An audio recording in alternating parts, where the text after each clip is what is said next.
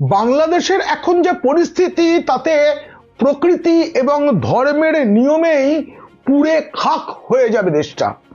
অস্তিত্বের সংকটে সেখানকার অন্তর্বর্তী সরকার অহংকারের যে শেকলে নিজেকে নিজে বেঁধে ফেলেছে বাংলাদেশ, তাতে পতন হবেই, হতে বাধ্য।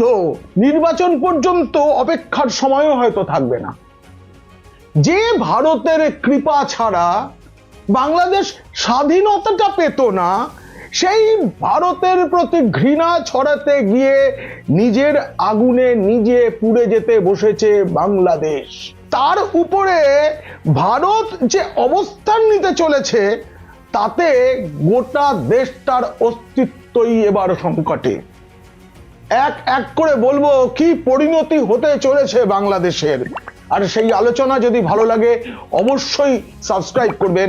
পিনাক্কি বলছে, কি পরিণতি বাংলাদেশের হবে আর কেমন করে কোন পাপের অতলে দেশটা তলিয়ে যাবে তা জানতে দেখুন ও শুনুন পিনাক্কি বলছে। সেদেশের জাতীয় সঙ্গীত লিখেছেন রবীন্দ্রনাথ ঠাকুর, হিন্দু রবীন্দ্রনাথ ঠাকুর। সেই রবীন্দ্রনাথ ঠাকুরই আরো একটি কবিতা লিখেছেন, কেরোসিন শিখা বলে মাটির প্রদীপে, ভাই বলে ডাকো যদি দেব গলা টিপে, হেনকালে গগনেতে উঠিলেন চাঁদা, কেরোসিন বলি উঠে ভালো আছো দাদা। রবীন্দ্রনাথ ঠাকুরের 4 লাইনের এই কুটুম্বতা বিচার কি মোহাম্মদ ইউনুস পড়েননি? মনে হয় পড়েননি। জানেন, সারাটা জীবন সুদের কারবার করা মোহাম্মদ ইউনুস যদি রবীন্দ্রনাথ ঠাকুরের এই কবিতাটাও পড়তেন, তাহলে তিনি বুঝতে পারতেন কোন অহংকারের জন্য আজ তিনি কি কি করে ফেলেছেন। সুদের কারবার করতে করতে কুটুম্বিতা বিচার পড়ার সময় পাননি ইউনুস। তিনি জানেন না ভারতবর্ষ সূর্যের এক নাম, আর সেই বিচারে বাংলাদেশ বড় জোর কেরোসিন শিখা, মাটির প্রদীপটুকুও হয়ে উঠতে পারেনি। বাংলাদেশের জেনে রাখা উচিত, ইউনুসের অহংকারে সূর্য মানে ভারতের তাপেরও দরকার হবে না। লেলিহান কেরোসিন শিখাই বাংলাদেশকে পুড়িয়ে খাক করে দেবে, নিজের আগুনে নিজে পুড়ে যাবে। বাংলাদেশের ইতিহাসে অস্থিরতা অশান্তির উদাহরণ কম নয়। পূর্ব পাকিস্তানের জন্মলগ্ন থেকে সংখ্যালঘুদের উপরে ওখানে অত্যাচার হয়েছে। আর বাংলাদেশ যখন স্বাধীনতা পেয়েছে, মানে স্বাধীন বাংলাদেশের জন্ম যখন হয়েছে, তখন থেকেও কখনো থামায়নি, কখনো না। মাঝে কিছুদিন হয়তো সেই আগুন স্তিমিত হয়েছে, কিন্তু বারংবার সংখ্যালঘুদের উপর অত্যাচার এবং তাদের জন্ম নিতে সাহায্য করা ভারতের উপরে হিংসা ছড়াতে, ভারতকে নিয়ে বিষোদ্গার করতে কখনো লজ্জা পায়নি বাংলাদেশ। যে হিন্দুদের দেশ ভারত স্বাধীনতা দিয়েছিল, সেই ভারতের হিন্দুদের এবং সে দেশের হিন্দুদের উপর অত্যাচার করার আগে না ইউনুস সরকারের এবং বাংলাদেশের সেই সব উন্মত্ত মানুষের একবার ভাবা উচিত।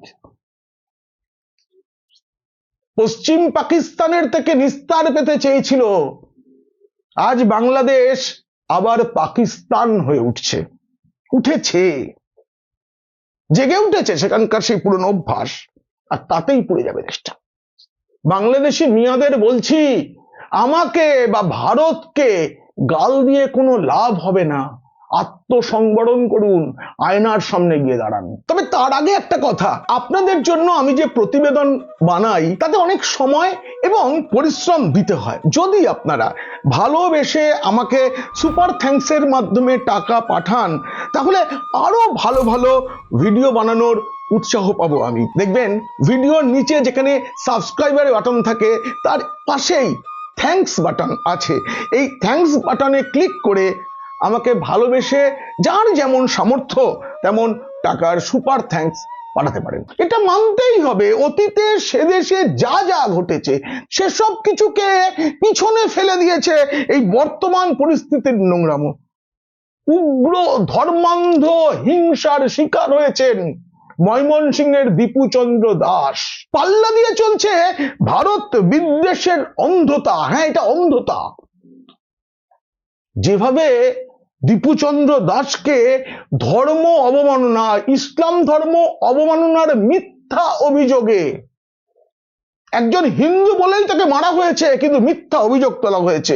চূড়ান্ত শারীরিক নিগ্রহ ও নিধনের পরে আগুনে পুড়িয়ে মারা হলো সর্বসমক্ষে, জনোল্লাসের মধ্যে। বাংলাদেশি জেহাদিরা একই কাজ করছেন এই বাংলাতে এসেও, তবে সেটা বেশি দিন করতে পারবে না। আর বাংলাদেশের অন্তর্বর্তী সরকার যে শেষ দিনের চরম ভয়ের মধ্যে দিয়ে চলছে, তার নজিরও দেখা গেল। যেভাবে সেদেশের প্রধান দুই সংবাদ প্রতিষ্ঠান প্রথম আলো এবং ডেইলি স্টারের উপরে ঐতিহ্যবাহী সঙ্গীত ছায়ানটের উপরে ভয়ঙ্কর ভাবে যে আক্রমণ করা হলো, অগ্নিসংযোগ করা হলো, যেভাবে সাংবাদিকরা প্রাণ সংশয়ে রইলেন, দেশ বিদেশে তা ত্রাসের শিহরণ তৈরি করেছে। মনে রাখবেন, যে কোনো দেশে, যে কোনো সমাজে, যে কোনো রাজ্যে যখন সংবাদ মাধ্যমের উপরে আক্রমণ শুরু হয়, তখন সেখানকার শাসক ভয় পেয়েছে এটা বুঝে নিতে হয়, বুঝতে হয় তারা শেষের শুরুটা দেখতে পাচ্ছে। ঢাকা এবং অন্যত্র যেভাবে প্রকাশ্যে ভারতের মাথা কেটে নেওয়ার স্লোগান তুলে পথে নামলো হাজার হাজার মানুষ, ভারতের হাই কমিশন ও ডেপুটি হাই কমিশনে গিয়ে যেভাবে বিক্ষোভ, যেভাবে ঘেরাও করা হলো, এগুলো তো আন্তর্জাতিক আইনে করা যায় না। এসবের প্রেক্ষিতেও না অন্ধতা কথাটি আর আলংকারিক নয়, সত্যিকারের অন্ধতায় ডুবেছে বাংলাদেশ। হাসিনাকে দেশ থেকে তাড়ানোর সময় যে জুলাই অভ্যুত্থান হয়েছিল, তার নাকি অন্যতম হোতা ইনকেলাব মঞ্চের নেতা শরীফ ওসমান হাদি। প্রকাশ্যে গুলিবিদ্ধ হন তিনি, কিন্তু সেটা কোথায়? সিঙ্গাপুরে।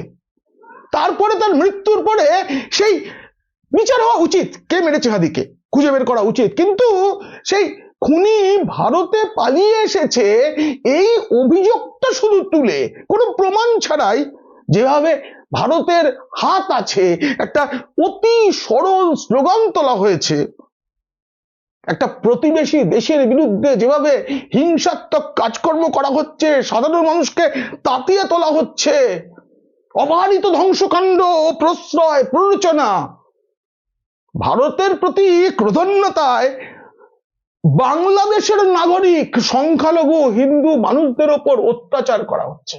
সবসময় তারা সেখানে সফট টার্গেট। এই নির্যাতন না ক্ষমার অযোগ্য। মনে রাখতে হবে, একজন চরমপন্থী হাদি, তার দেহ কবি নজরুল ইসলামের সমাধির পাশে কবর দেওয়ার উদ্যোগটা আসলে ভারতের প্রতিও একটা বার্তা, একটা হিংসার বার্তা। কারণ কবি নজরুল বাংলার সমাদৃত কবি, তিনি যে বিদ্রোহী কবির পাশাপাশি ভক্তিগীতিরও কবি। একের পর এক অক্ষমনীয় ঘটনা বন্ধ করার দায়িত্ব কার ছিল? অন্তর্বর্তী সরকার এবং তার প্রধান মোহাম্মদ ইউনূসের।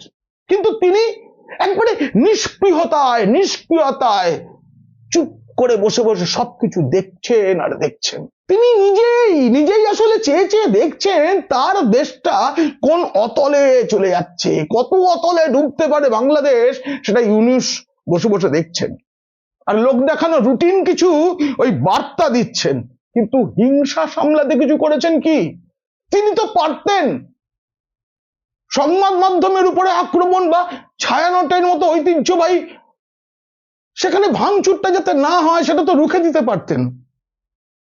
হিংসা ছড়ানোর অভিযোগে যে হাসিনা সরকারকে তারা সরিয়েছেন, তারাও তো একই রকম হিংসায়, এমনকি বেশি নিষ্ঠুরতায় সরকারি শিলমোহর দিচ্ছেন। এই মোহাম্মদ ইউনূস এবং তার সরকারকে বলছি, এটা তো কেবল রাজনৈতিক প্রতিহিংসা নয়, এটা ইসলামী হিংসা। একদম দায়িত্ব নিয়ে বলছি, ইসলামী হিংসা যার অভিঘাত সীমান্ত পেরিয়ে ভারতেও পড়ছে, ভারতের সীমান্তবর্তী এলাকাকে আরো আরো ঘোর বিপন্ন করে দিতে পারে। তবে ভারত সরকার যে চুপ করে বসে আছে তা কিন্তু নয়, ইতিমধ্যেই কড়া বার্তা দিয়েছে ভারত। দূতাবাস থেকে ভিসা কেন্দ্র বন্ধ করেছে, আমদানি রপ্তানিও কিছু বন্ধ হয়েছে, আরো চিন্তা ভাবনা চলছে। কিন্তু মনে রাখতে হবে আন্তর্জাতিক কিছু নিয়ম আছে, তার মধ্যে আটকেও আছে কেন্দ্রীয় সরকার। সেই সঙ্গে একটু তো ধীরে চলার নীতিও রয়েছে, সেটা কেন আমি জানি না।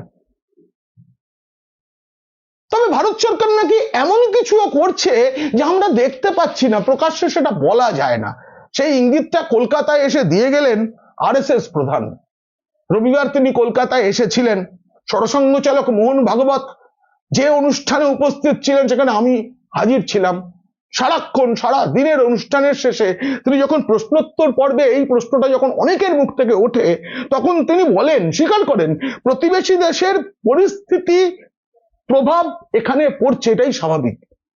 বাংলাদেশের বিষয়ে আপনারা যা চাইছেন, যা ভাবছেন, আমরাও তাই চাইছি, এটা বলেছেন স্বয়ং মোহন ভাগবত।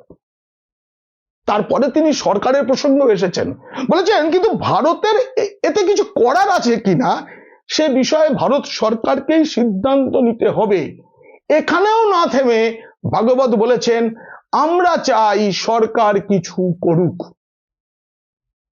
একই সঙ্গে তিনি এমন ইঙ্গিত দিয়েছেন যে সংঘেরই আরএসএস এর স্বয়ংসেবক প্রধানমন্ত্রী নরেন্দ্র মোদীর সরকার চুপ করে বসে নেই। আন্তর্জাতিক নিয়মের মধ্যে থেকে যা যা করা যায় সবই করা হচ্ছে, যার কিছুটা প্রকাশ্যে বাকিটা গোপনে, সবটা বলা যায় না। তবুও মোহন ভাগবত সরাসরি কেন্দ্রের কড়া পদক্ষেপের দাবি জানিয়েছেন, কার্যত কড়া পদক্ষেপের দাবি জানিয়েছেন। আমি খালি বলি, রবীন্দ্রনাথ না পড়লেও ইউনূস নিশ্চয়ই হযরত মুহাম্মদের বাণীও পড়েছেন। হযরত বলেছেন, অকৃতজ্ঞ মানুষের চেয়ে বড় অভিশাপ জীবনে আর কিছু নেই। আমি যেটুকু জানি তাতে ইসলাম ধর্মে কৃতজ্ঞতাকে ঈমানের অংশ হিসাবে দেখা হয়। যদি ভারত তাদের স্বাধীনতা দিয়েছে, এই কৃতজ্ঞতাটা যদি শুধুমাত্র ইউনূস তথা বাংলাদেশের উন্মত্ত মানুষ দিত, তাহলে দেশটার এই পরিণতি হতো না। সব দিক থেকে পিছিয়ে থাকা ক্ষুদ্র একটি দেশ যেভাবে কৃতজ্ঞতা ভুলে কৃতঘ্নের মতো আচরণ করছে, তার জন্যই নিজের আগুনে নিজে পুড়ে খাক হয়ে যাবে বাংলাদেশ। সেই সঙ্গে আমি ভারত সরকারকেও মনে করাবো, গীতায় ভগবান শ্রীকৃষ্ণ অর্জুনকে কি বলেছিলেন সেটা মনে করাবো। যুদ্ধে অসম্মত অর্জুনকে ভগবানের উপদেশ ছিল যে অকৃতজ্ঞ তার সঙ্গে সদ্ভাব রাখাও অন্যায়।